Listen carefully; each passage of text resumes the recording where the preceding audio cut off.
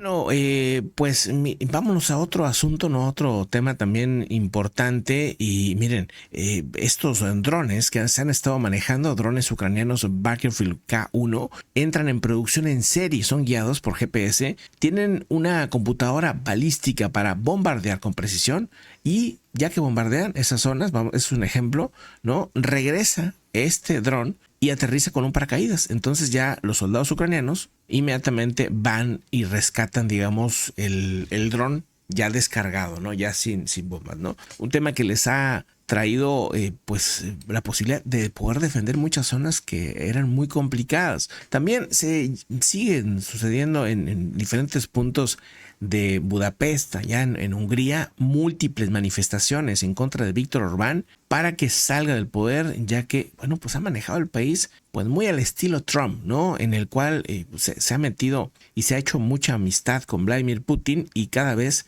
debilitan más su posición con la OTAN. Un tema, y entre otras cosas, ¿verdad? Que ha hecho que la gente allá en Hungría no esté de acuerdo con este personaje, ¿no? Ahora, también hay otros que lo siguen, ¿verdad? Aquí están, pues obviamente, protestando a los que no. Habrá otros que estén de acuerdo con él, lo que tú quieras, pero pues son miles los que han salido a protestar, miles de personas que exigen la destitución del gobierno de Víctor Orbán y es una ola que al principio no era muy grande, pero que se ha ido extendiendo y se ha ido engrandeciendo cada vez más. Se siente un país que cada vez está más aislado, un país que pues Orbán pues busca mantener el poder a través de sus relaciones con Putin y no tanto con los verdaderamente que son sus amigos en estos temas y que es la Unión Europea y la misma OTAN, ¿no? Lo más que pues ahí había cosas también de negocios en los que quería ciertas facilidades Víctor Orbán y mientras no las tiene pues él amenaza con seguir siendo o seguir manteniendo esa relación con la misma Rusia permitiendo bloquear hacia Ucrania todos los apoyos que hay hacia el tema de armas y de apoyos, incluso apoyos humanitarios también los bloqueaba. Lo que llegó a hacer la OTAN en la Unión Europea es decirle, bueno, si vas a seguir así, pues vamos a tener que bloquearte a ti, tu voto, ¿verdad?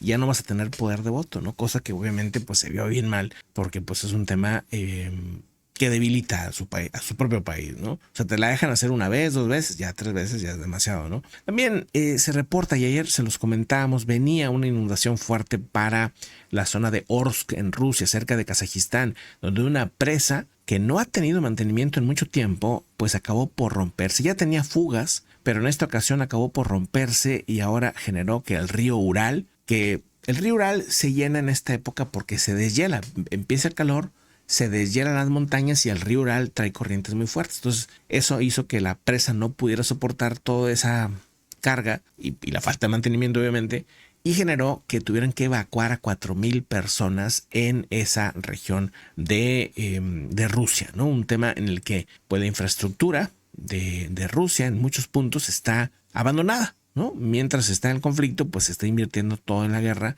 en la maquinaria, digamos, y muy poco en infraestructura, puentes que han caído, aviones que han tenido muchas broncas, porque los aviones pues ahorita no tienen piezas también, están bloqueadas muchas de esas piezas, no se está permitiendo vender porque muchas de esas piezas también se usan para aviones de guerra, entonces pues se bloquean, ¿no?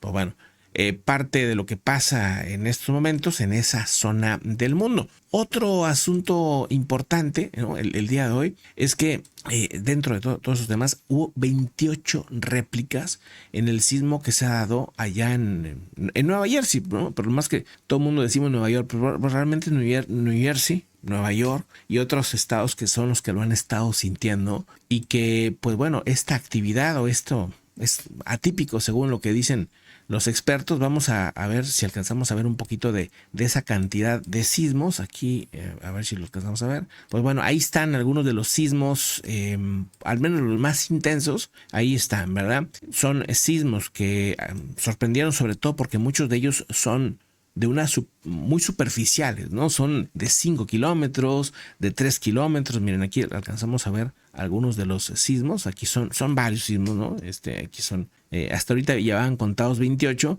pero fíjense, lo que más me llama la atención es esto, miren, la superficie, 5 kilómetros. Algunos son 9, 10, ok, pero algunos son de 4, de 5 kilómetros. Esos sismos poco superficiales, o más bien muy superficiales, serían los que más se sienten, ¿no? Los más fuertes, los que más te pueden generar un problema, en las que aseguran la USGS, ¿no?, que el registro de estas 28 réplicas de este raro sismo de 4.8 que sacudió el norte de Nueva Jersey sería uno de los sismos más raros de los últimos años. Dice, habría golpeado Gladstones a las por ahí la magnitud más fuerte de la réplica fue de 3.8, el más grande fue 4.8, 3.8 la réplica más grande, y esto fue alrededor de las 5:30 p.m, cosa que ya se los transmitimos ayer. Después siguieron otros sismos de magnitudes más pequeñas, réplicas que van de magnitud 1 a magnitud pues mayores, ¿no? Ha habido también otras réplicas que se están contabilizando. Dice, no podemos predecir específicamente cuánto van a durar ni cuándo van a ocurrir, pero sí que sabemos que habrá al menos unas semanas más de réplicas, incluso podrían ser meses de réplicas. Dicho por Paul Caruso, geofísico de la USGS. Dice, a medida de que pase el tiempo, las réplicas van a ser menos frecuentes y de menor magnitud. Eso es lo que se supone tendría que suceder, y eso, bueno, pues evidentemente es interesante. Vámonos a otro asunto.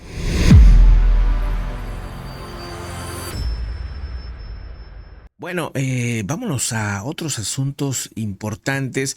La OEA pide reunión para debatir incursión de Ecuador en Embajada de México. Busca abordar el tema a través del Consejo Permanente basándose en los principios sagrados del derecho internacional como el respeto a la soberanía, dice la OEA. Estima necesaria la reunión del Consejo Permanente de la OEA para abordar el tema y la base de principios consagrados en el derecho internacional como el respeto a la soberanía y el estricto cumplimiento de los tratados internacionales, entre ellos los que garantizan el derecho a asilo, habría añadido. Brasil, Colombia, Chile, Perú, Uruguay, todos, Latinoamérica han dicho pues que simplemente están solidarios con el gobierno de México ante esta situación. La acción constituye una clara violación a la Convención Americana sobre Asilo Diplomático y de la Convención de Viena, indicó en un comunicado la Cancillería de Brasil. Y así, pues bueno, diferentes países pues han estado reaccionando. No es un tema, Mayra Flor, no es un tema de apoyar o no el tema del crimen. Aquí no estamos hablando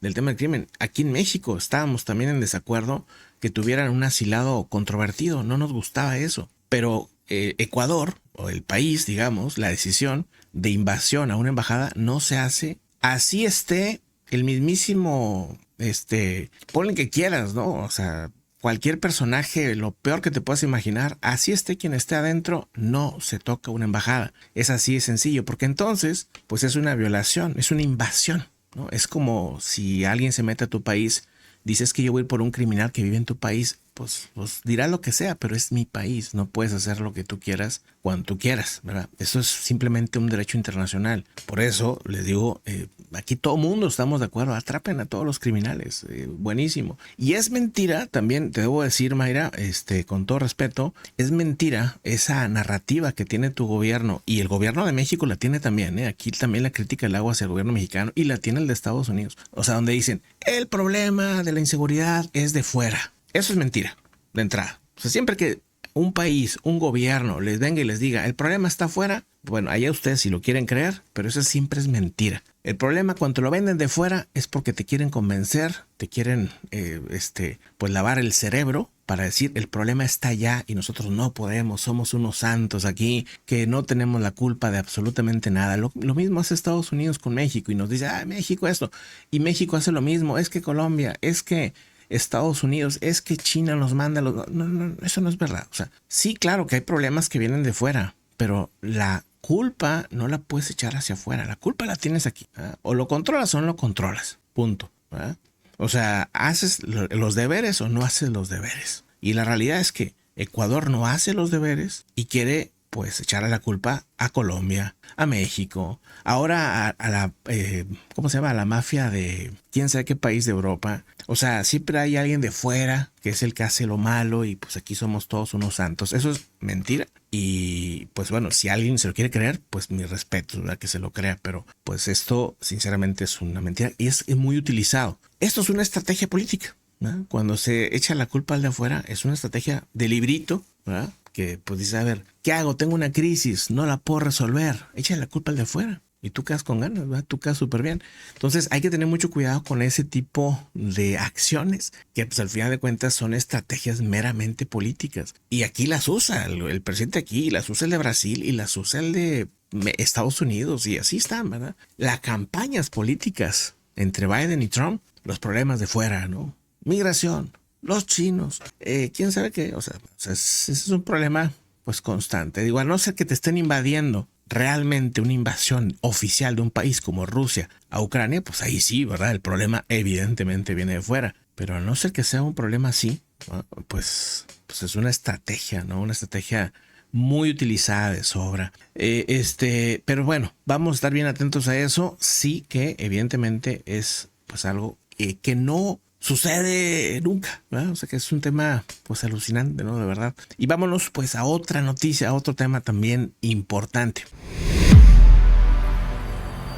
Esta es la cárcel donde estará Jorge Glass, un personaje acusado y pues con claramente, dicen por lo menos las autoridades, con claros indicios de que había estado metido o ligado al crimen organizado. Por eso mismo aquí en México tampoco se le quería tener de asilado. El ex vicepresidente de Ecuador, Jorge Glass, fue trasladado este sábado a la cárcel máxima seguridad de Roca en Guayaquil tras haber sido detenido en la noche del viernes dentro de la Embajada de México, donde había recibido asilo político. Bueno, eso no es verdad, no había recibido todavía el asilo, estaba en proceso de asilo, pero no había recibido el asilo todavía. Y evidentemente, pues al entrar a la fuerza, ¿no? Violando el derecho internacional, ¿no? Hizo pues que evidentemente esto pasara a otro nivel. Entre los detenidos ahí han estado otros casos de corrupción en Ecuador.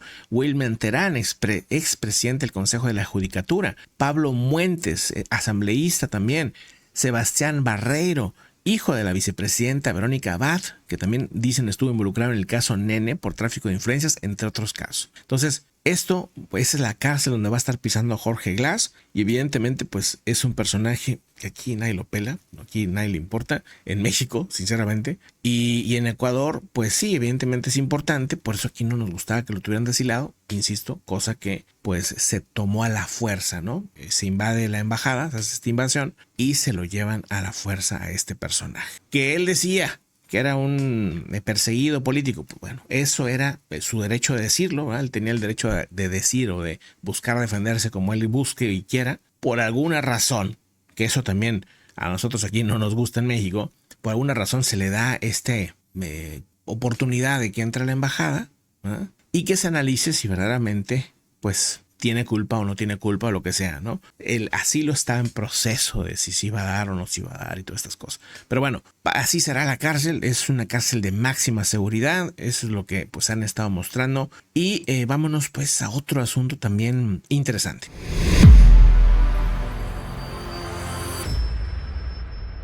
Este personaje que estamos viendo aquí es un personaje, imagínense ustedes, cuando él nació en la misma fecha o en el mismo año que el Titanic se hunde, ¿sí? Tiene 111 años y ahorita es el hombre más anciano, más longevo, digamos, del mundo. Tiene 111 años y a punto de cumplir los 112 años. Imagínense, cuando él vivía, los barcos modernos usaban carbón. El Titanic era de carbón, o sea, ese era su combustible. Y ahorita estamos hablando de, ¿cómo se llaman? Barcos eléctricos, barcos solares, que todavía son poquitos, pero ya existen, ¿no? Naves espaciales, que si la búsqueda y la conquista a Marte, que si ya se conquistó la Luna. Todo lo que se ha vivido este señor en 111 años. Si ustedes tienen 30, 40, 50 años, lo que sigue para su vida van a ser cosas impensables que ni siquiera se imaginan ahorita. Cuando este señor tenía 40 y tantos años, ni siquiera se había ido a la luna, estaba en los 50, es más, ni siquiera se había ido al espacio. O sea, cuando él tenía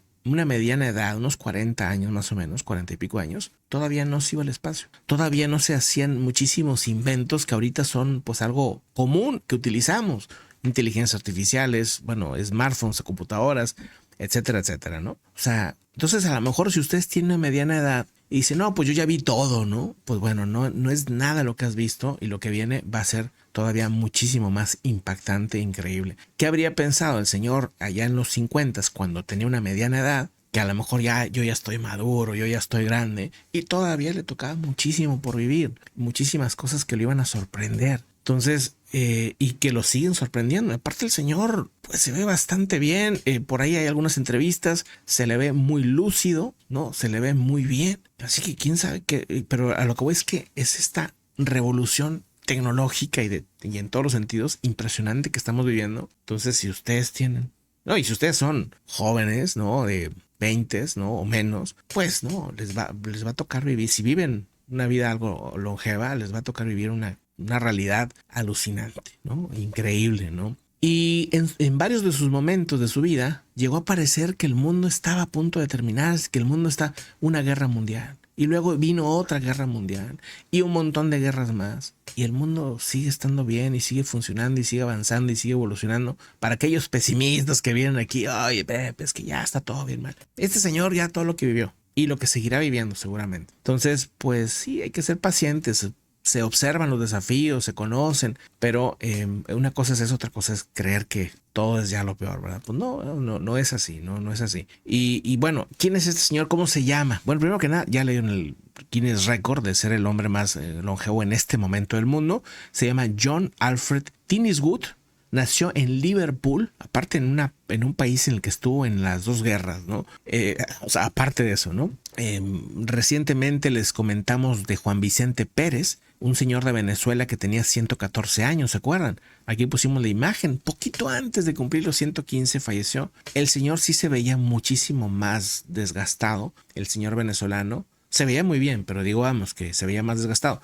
Es que este señor, pues si no me dices, yo no me la creo. O sea, es que la verdad es que se ve muy bien. Ahora, él me encantó su consejo, porque pues siempre toda la gente que llega a los 100 años o más se les pide ¿qué hizo? ¿Cuál es el secreto? ¿Cuál es esto? Bueno, dice un poco de suerte también, ¿no? Y yo creo que también, pues sí, ¿verdad? O sea, cualquier persona en cualquier momento, un incidente en tránsito y oye, pues tenía 20 años, pobrecito, ya murió. Pues sí, eso puede pasarle a cualquiera, ¿no? Pero un poco de suerte, dice, pero dice, no, que él nunca hacía nada muchísimo. O sea, dice, yo nunca tomé demasiado, nunca comí demasiado de esto, nunca, o sea, dice, todo me moderaba, ¿no? Nunca hice todo algo que fuera demasiado, ¿no? O sea, dice, esos que se ponen a caminar y caminar y caminar y que nomás no paran y caminan y caminan, o esos que nomás toman esto, o sea, dice, no, o sea, trataba de moderarme, dice Tinniswood, dice, no fuma, rara vez bebe, o sea, no es como que no, es que nunca bebió, ¿no? O sea, de vez en cuando echa su copita, ¿no? Rara vez bebe, dice que come